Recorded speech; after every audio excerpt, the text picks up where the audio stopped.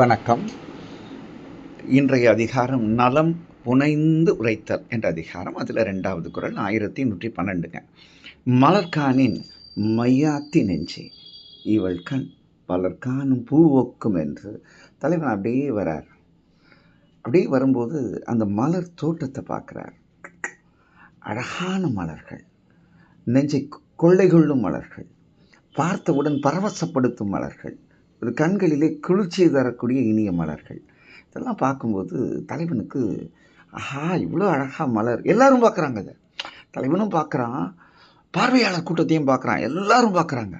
அப்போது அவனுக்கு எப்போவுமே அந்த காதலில் இந்த நினைவுகள் எப்போவுமே எதை பார்த்தாலும் அந்த காதலுக்குரியவர்கள் நினைவாகவே இருக்கும். அப்போ இந்த மலர்களை பார்க்குறான். இந்த கவிதை அவன் உள்ளத்தில் இருந்து அப்படியே மலருது. அவன் சொல்கிறான், ஆஹா, இந்த மலர்கள் எல்லோரும் பார்த்து விரும்பப்படுற நிலையில் இருக்கே. இதை பார்க்க இவள் கண் பலர்காணும் பூ.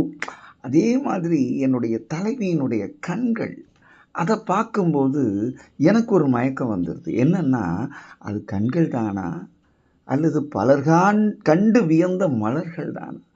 அங்கு கண்கள் இருக்கின்றனவா அல்லது மலர்களே கண்களாக இருக்கின்றனவா? இதுதான் தலைவன். அதனால தான் இந்த ஒரு பதத்தை பயன்படுத்துகிறார். மலர்காணின்னு போட்ட வள்ளுவர் மையாத்தி என்று எழுதுகிறார்.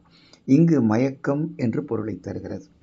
இதை நம்ம இப்படி எடுத்துக்கிட்டோம்னா அவனுக்கு ஒரு தடுமாற்றத்தை தருகிறது. அது கண்ணா மலரா? என் காதலியோடைய கண்ணானா அல்லது மலரே கண்ணாக பரிணமிக்கிறதா? இதைத்தான் இது ரெண்டோட ஒப்புமையோடு அந்த வள்ளுவம் நமக்கு காட்டக்கூடிய இந்த காதலின் நுட்பம் என்பதை அறிந்து கொள்ளலாம். இந்த நாள் இனிய நாளாக இதே வாழ்த்துக்கள். நன்றி, வணக்கம்.